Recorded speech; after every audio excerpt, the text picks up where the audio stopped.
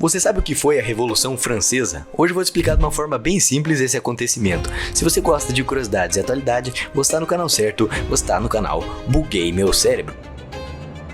A Revolução Francesa foi um dos eventos que marcou a transição do feudalismo para o capitalismo. Feudalismo é aquele sistema que tem um rei, o clero, os dois mandam meio juntas e todo mundo é subordinado ao rei e ao clero. Só que daí, aos poucos, começaram a surgir alguns comerciantes e começou a surgir uma espécie de capitalismo primitivo. Começou com trocas, depois com ouro, moedas, então foi criado, aos poucos, a burguesia. Com essa formação de um grupo diferente, que não é agora nem um camponês miserável, nem o clero, nem o rei, começaram a dar algumas picuinhas lá na França. Tanto que para a história, nesse período um pouquinho antes e um pouquinho depois da Revolução, dava para dividir a sociedade em 3 estados. O primeiro estado é o clero, a igreja. O segundo estado seria a nobreza e o terceiro estado agora, a burguesia. A burguesia, composta por comerciantes, começou a achar meio sacana o rei mandar em tudo e o clero também. A França vivia uma espécie de crise social e econômica, agravada pela desigualdade social. O rei cobrava impostos demais, o que fazia com que a população se descontentasse com esse poder todo acumulado e a baixa qualidade de vida das pessoas. Foi nessa época também que se popularizou na França algumas ideias iluministas.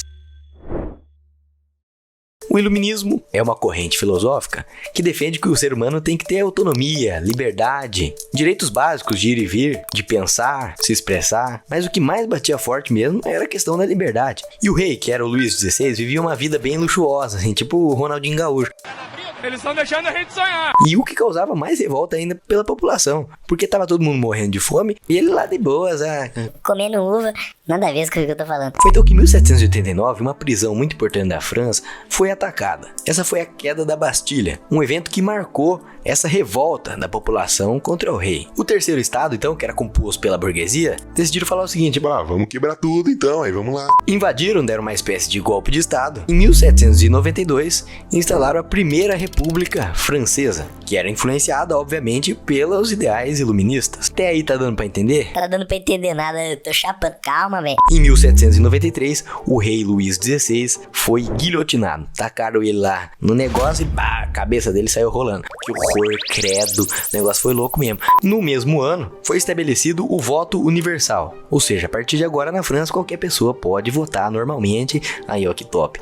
A República Francesa era dividida entre os girondinos e os jacobinos. Os girondinos é o que hoje compõe as correntes filosóficas da direita. E os jacobinos compõem o que hoje seria a esquerda. Os girondinos começaram mandando aí nessa primeira república. Só que logo, os jacobinos tomaram o poder. Robespierre era o líder dos jacobinos e ele era meio doidão, com todo respeito. Instaurou, de certa forma, o que nós chamamos do período do terror. Perseguia aqueles que eram rivais políticos e qualquer um que fosse contra a revolução. E aí ficou nessa treta entre jacobinos e girondinos. Também houve violência por parte dos girondinos, que inclusive retomaram o poder e estabeleceram o voto censitário, ou seja, o voto baseado no dinheiro que você tem. Ou seja, se você não tiver dinheiro, você não vota. Top! Basicamente, o período revolucionário foi esse.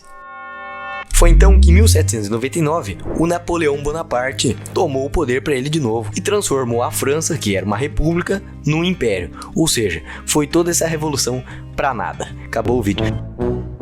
Na verdade, essa revolução foi muito importante porque foi a primeira vez que foi estabelecido uma república da forma que a gente conhece, mais ou menos. Os conflitos, os debates, trouxeram algumas ideias que hoje, como eu disse para vocês, compõem esquerda e direita, né? Esquerda por parte dos jacobinos e direita por parte dos girondinos. Claro que surgiram outras correntes filosóficas que foram agregando a cada um dos lados, né? O marxismo pro lado da esquerda, o liberalismo, né? O liberalismo pro lado da direita, mas isso é papo de séculos à frente. O período napoleônico é uma coisa muito interessante, daria para fazer um vídeo só sobre isso, mas vou dar alguns spoilers para você. Ele perdeu umas guerras lá, se lascou, e aí a França depois conseguiu retomar os ideais da revolução, se tornou uma república de novo, só que daí, bicho, em 1852, o sobrinho do Napoleão foi lá e deu mais um golpe e a França virou um império de novo. Acabou aí? Não, bicho. Depois que o sobrinho do Napoleão se lascou, aí surgiu a terceira república francesa, que é a que tem até hoje.